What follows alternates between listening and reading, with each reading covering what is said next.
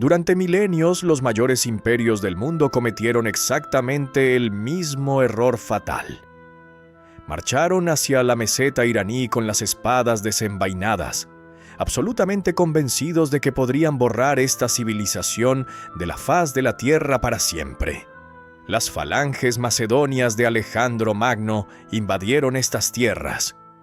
Las despiadadas legiones romanas marcharon por aquí. Los ejércitos árabes arrasaron bajo las banderas de una nueva religión, y las feroces hordas mongolas de Gengis Khan arrasaron todo a su paso, sin dejar tras de sí más que torreones de cráneos. Cualquier otra nación habría desaparecido para siempre tras sufrir un número tan catastrófico de golpes. Se habrían disuelto en el crisol genético y cultural de la historia, tal y como ocurrió con los babilonios, los hititas o los asirios. Pero con Irán ocurrió algo totalmente inexplicable. Una y otra vez, a pesar de perder en el campo de batalla, perder sus capitales y soportar la ocupación, los iraníes hicieron algo que nadie más en el mundo podría hacer. Absorbieron a sus conquistadores. En apenas unas décadas, los brutales invasores empezarían a hablar la idioma persa, construir arquitectura persa, adoptar su burocracia estatal e incluso vestir su ropa. Una y otra vez, Oriente básicamente asimiló a Occidente y a los nómadas. ¿Cómo ha logrado Irán, desde la antigüedad hasta nuestros días, obligar a todas las grandes potencias mundiales a tenerlo en cuenta? ¿Cómo conservaron su identidad? ¿Y cómo sucedió que la Gran Persia, un país con 5.000 años de historia, abandonara voluntariamente su legendario nombre, obligando al mundo entero a llamarla Irán? Esta es la historia de cómo una sola nación inventó el concepto del tiempo en el que vivimos hoy. Convirtió la geopolítica en una guerra santa entre la luz y la oscuridad, y aprendió a perder batallas para ganar, en última instancia, la eternidad. Para comprender la profundidad de esta civilización, debemos retroceder mucho en el tiempo. Tradicionalmente, el mundo occidental considera que Mesopotamia, es decir, Sumeria y Babilonia, o el antiguo Egipto, son la cuna de la civilización. En esta visión del mundo, Irán suele quedar marginado, lo cual es una enorme injusticia histórica. La evolución siguió aquí su curso natural. Hace 50.000 años, los neandertales dominaban estas tierras, solo para ser sustituidos por los cromañones hace 36.000 años. Pero la verdadera revolución comenzó más tarde. Los arqueólogos han descubierto asentamientos de tipo urbano en territorio iraní, como la cultura de Kiroft y el Sigurat de Sek, que se remontan a hace entre 6.000 y 7.000 años. Las vasijas de cerámica del cuarto milenio antes de Cristo demuestran de forma irrefutable que una de las civilizaciones más antiguas del planeta se desarrolló precisamente aquí, situándose a la altura de Mesopotamia y China. El primer actor geopolítico importante en estas tierras fue Elam, un estado situado en el suroeste del Irán actual, con su capital en la ciudad de Sousa. Los ilumitas eran tan poderosos que en el siglo XXVI a.C. prácticamente imponían su voluntad a los sumerios. Pero el acontecimiento más sorprendente tuvo lugar en el siglo XXIII a.C., cuando el rey Arcadio Naram-Sin entró en guerra con Elam. El conflicto no terminó con una simple tregua. Se firmó un tratado escrito. Este garantizaba la independencia de Elam con la condición de que alinearan su política exterior con la de Akkad. Piénsalo bien, este es el primer tratado internacional documentado de la historia de la humanidad. El espacio iraní se situó en los mismos orígenes de la diplomacia global. Genéticamente, sin embargo, los hetitas estaban más cerca de los pueblos de Mesopotamia. El pueblo al que hoy llamamos iraníes llegó aquí más tarde. en algún momento entre los siglos XX y XV a.C., cuando tribus nómadas comenzaron a descender hacia esta meseta montañosa desde el norte, desde las estribaciones de Asia Central y el Cáucaso. Pertenecían a la gran familia de las naciones indoeuropeas, representando su distinta rama indo-iraní. Sorprendentemente, su lengua antigua era pariente directa del latín, el griego y las lenguas que se hablan hoy en toda Europa, incluidos el inglés y el español. Al establecerse en estas tierras, comenzaron a llamarse a sí mismos arios, que significa noble, y bautizaron su nueva patria como Aranimva, la tierra de los arios. Con el paso del tiempo, esta palabra se transformó en el nombre familiar que conocemos como Irán. Se mezclaron con la antigua cultura de Elam y se dividieron en poderosas alianzas, de las cuales las más famosas se convirtieron en los Mes y los persas. Fue precisamente aquí, en estas duras montañas y desiertos, donde nació el principal arma de los iraníes. No fueron los carros de combate, ni tampoco arcos especiales. Fue la ideología. Mucho antes de la aparición del cristianismo y el islam, una religión nació en la meseta iraní que puso patas arriba la conciencia humana: el zoroastrismo. Para los antiguos iraníes, la vida no era simplemente una sucesión de accidentes sin sentido, ni un cambio cíclico de estaciones. El universo se percibía como el campo de batalla de una guerra total e implacable entre Ahura Mazda, el dios trascendente de la luz, la verdad y el orden, y Ahriman, el espíritu del mal absoluto, la mentira y la oscuridad. Y lo más importante, el zoroastrismo trazó claramente la geografía de este mal. Se consideraba que el reino de la oscuridad era la extensa zona nómada de Eurasia, Trán, desde donde se lanzaban constantemente devastadoras incursiones. Ser iraní significaba ser un guerrero de la luz. Toda su cultura, poesía y condición de estado se construyeron sobre la idea de ayudar activamente a las fuerzas del bien. Este concepto proporcionó a la nación una unidad fenomenal. Pero el zoroastrismo hizo algo aún más trascendental. Esta tradición fue la primera en la historia en declarar que el tiempo no se mueve en círculo. El tiempo es lineal. El mundo tuvo un principio, la creación, y tendrá un inevitable fin. Una batalla final entre la luz y la oscuridad. Una purificación del mundo mediante el fuego y un juicio final. ¿Cómo conquistó esta idea el mundo? Cuando los persas conquistaron Babilonia en el siglo VI a.C., liberaron a los judíos que languidecían allí en cautiverio. Judea se convirtió en una provincia del imperio persa durante 2 siglos. Durante este periodo de estrecho contacto, los pensadores judíos adoptaron de los zoroastrianos la cultura de anticipar el fin de los tiempos, el tiempo lineal y el juicio final. Más tarde, esta doctrina se incorporó al cristianismo y al islam. Filósofos destacados, entre ellos Friedrich Neher, reconocieron que Irán desempeñó un papel clave en el descubrimiento del tiempo lineal, las coordenadas dentro de las cuales todavía pensamos hoy en día. El primer gran estado verdaderamente importante de los arios fue Media, formado en el año 670 a.C. Los medos no duraron mucho, pero lograron destruir el formidable imperio asirio. Su hegemonía fue truncada por sus propios parientes, los persas. En el año 550 a.C., un hombre llamado Ciro el Grande, mitad persa, mitad medo, unió a sus 2 pueblos, las tribus de los persas y los medos. A partir de esta unión, comenzó a construir lo que los historiadores llamarían el Imperio Aqueménida, la primera superpotencia de la historia. Ciro era diferente de los tiranos del pasado. Al conquistar Lidia, las ciudades-estado griegas de Asia Menor o Babilonia, no destruyó sus templos ni esclavizó a sus poblaciones. Construyó un imperio basado en el respeto. Su sucesor, Darío I, amplió las fronteras desde Egipto hasta el Valle del Indo.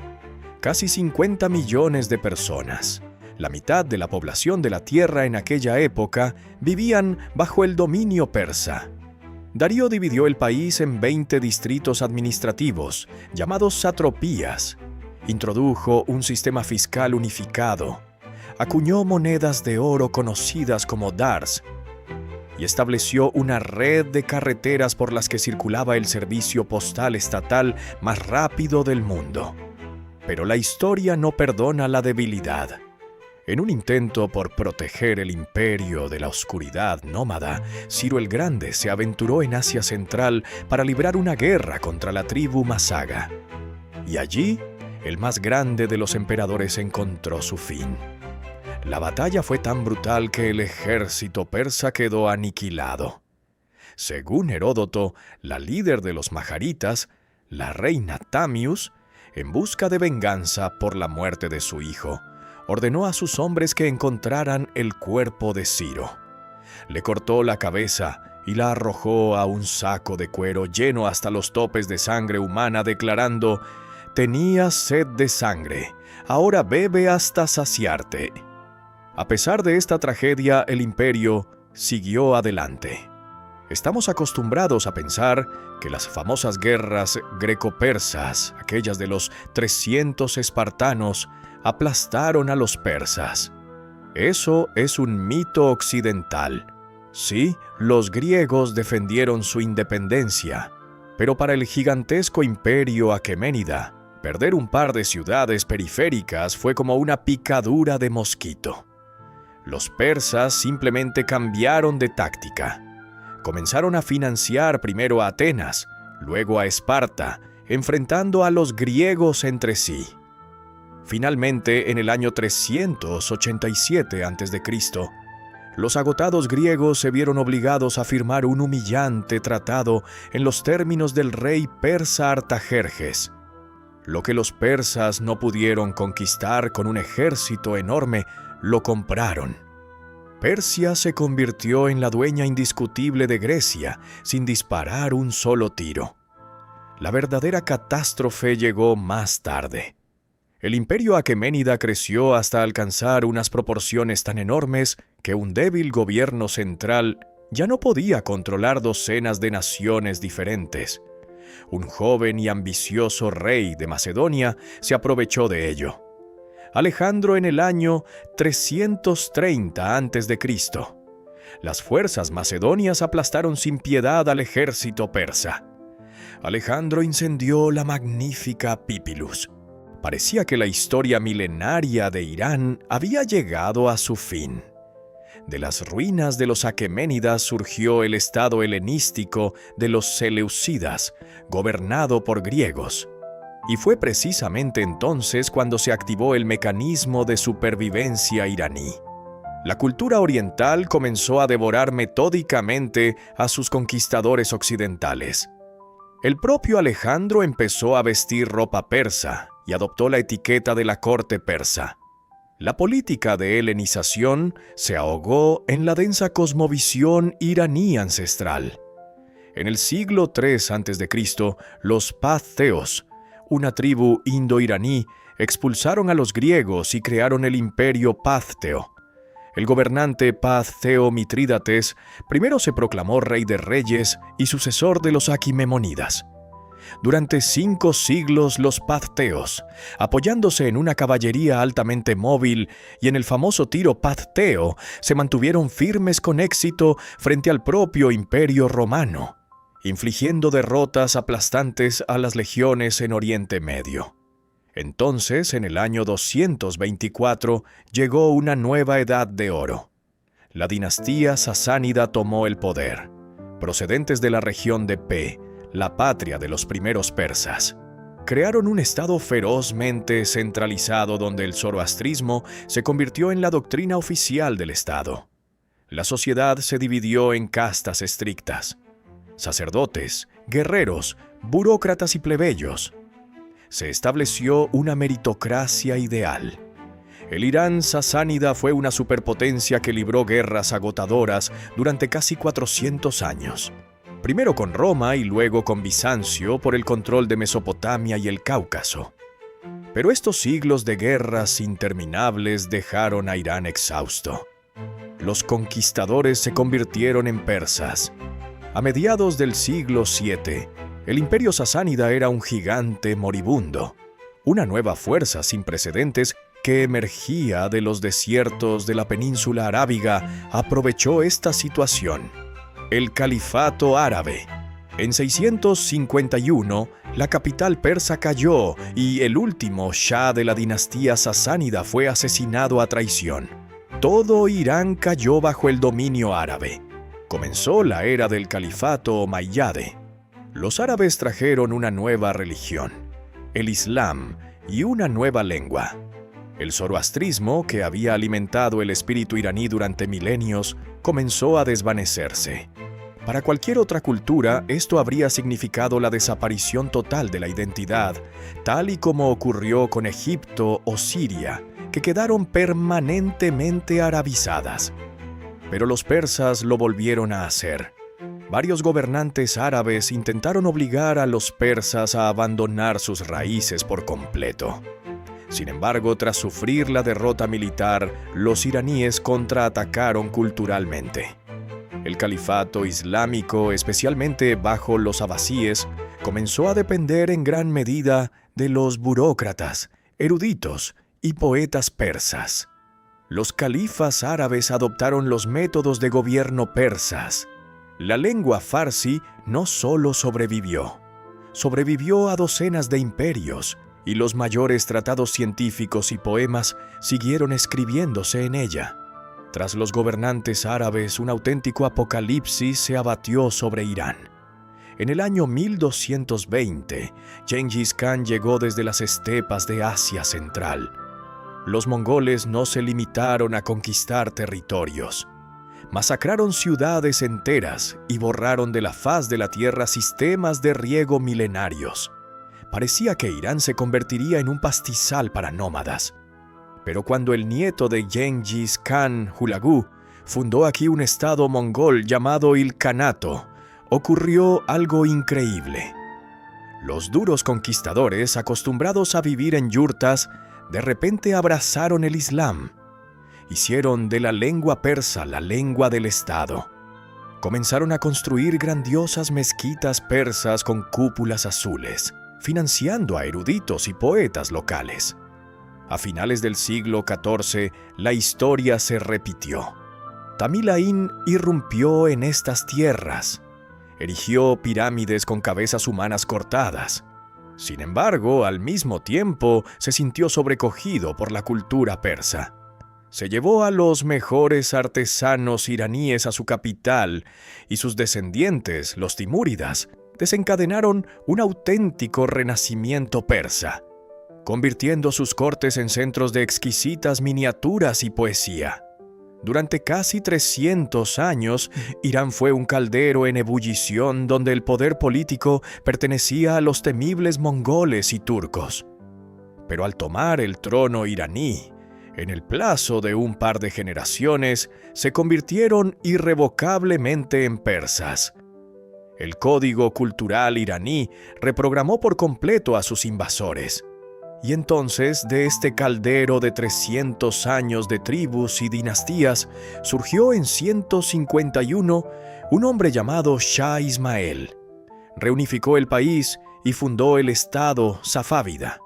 Fueron los safávidas quienes convirtieron el Islam chií en la religión oficial de Irán, separándolo para siempre cultural y políticamente del resto del mundo islámico, predominantemente suní, y del Imperio Otomano.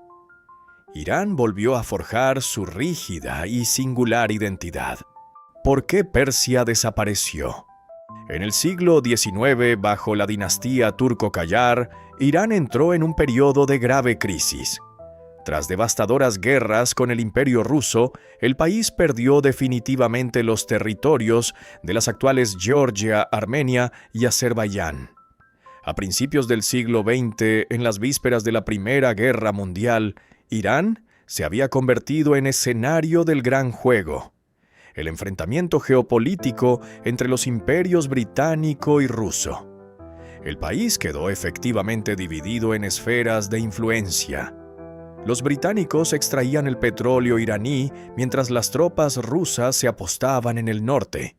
Más tarde la Unión Soviética incluso intentó crear una república comunista en el norte de Irán. El país se asfixiaba bajo el peso de las potencias coloniales.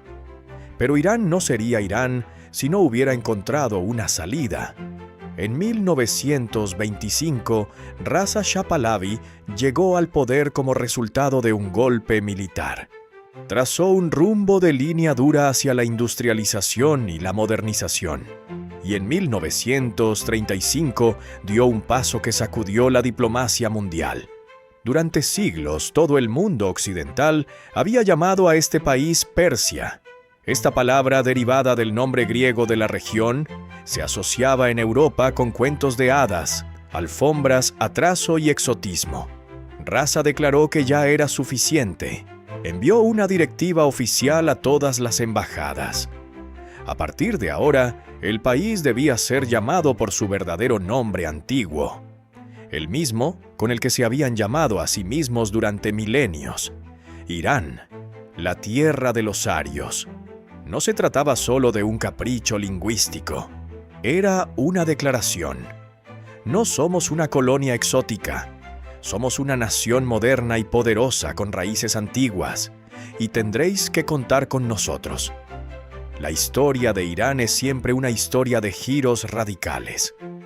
En el siglo XX, el país se vio en el tablero de ajedrez mundial, atrapado entre los intereses de las superpotencias. Décadas de turbulencias políticas e injerencia extranjera condujeron finalmente a que el país estallara en la Revolución Islámica de 1979.